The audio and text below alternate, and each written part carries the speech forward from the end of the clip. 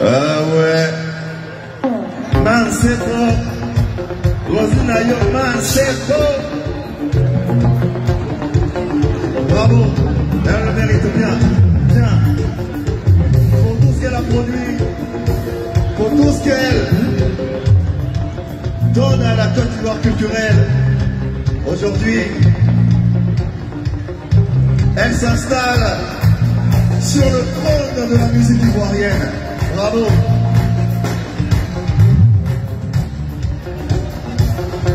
Bravo à toute son équipe.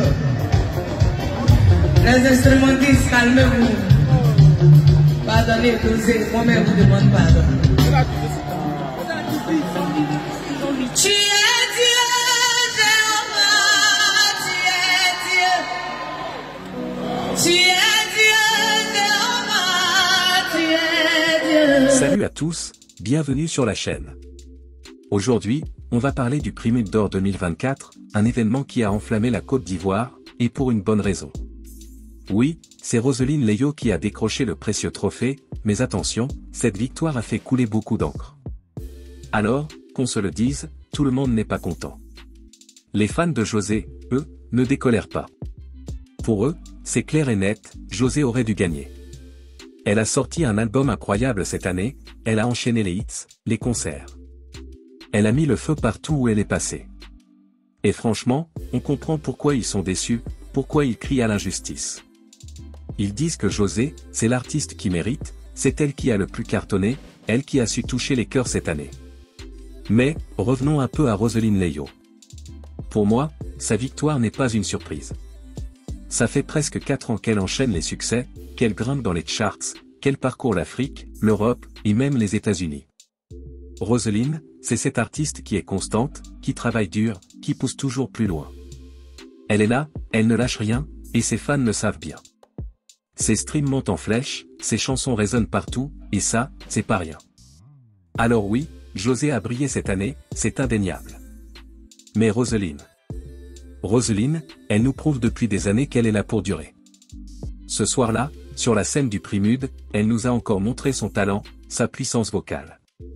Ce n'est pas juste une chanteuse, c'est une voix, une émotion qui nous vient tout droit des montagnes de la Côte d'Ivoire.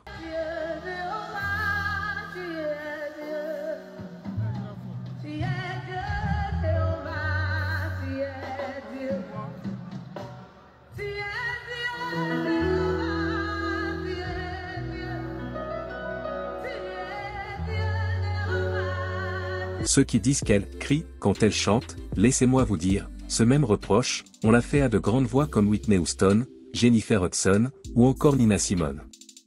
Et pourtant, elles ont marqué l'histoire. Pour finir, si certains pensent que le Primude d'Or devrait revenir à l'artiste la plus populaire du moment, d'autres disent que c'est la constance et le travail sur la durée qui méritent d'être récompensés. Alors, dites-moi en commentaire ce que vous en pensez. Roseline mérite-t-elle ce trophée? José aurait-elle dû gagner? Débattez, échangez, et n'oubliez pas de vous abonner pour d'autres discussions brûlantes comme celle-ci. Dans cette édition du Primude 2024, Roseline Leyo n'est pas la seule à avoir fait sensation. Axel Merrill a également marqué les esprits en remportant le trophée du meilleur artiste de l'Afrique de l'Ouest. Cette distinction n'est pas anodine, car elle met en lumière le talent et la popularité croissante d'Axel, qui n'a cessé de séduire un large public avec sa musique innovante, ses collaborations et sa capacité à mixer tradition et modernité. Axel Merrill s'impose comme un poids lourd de la scène musicale ouest-africaine, et cette victoire lui ouvre encore plus de portes à l'international. Axel Merrill est un artiste talentueux qui a su se faire un nom sur la scène musicale de l'Afrique de l'Ouest, notamment avec ses titres à succès comme « À terre »,« Manipulé »,« Kimi » et « Encore » en collaboration avec Emma. Ces morceaux ont été largement appréciés pour leurs rythmes accrocheurs et leurs paroles percutantes, marquant un véritable tournant dans sa carrière. Alors, qu'en pensez-vous? Roseline Leyo mérite-t-elle son Primude d'Or, ou est-ce que la rivalité avec José vous semble plus juste? Et quel est votre avis sur Axel Merrill, Imra, Didi B et leurs trophées respectifs?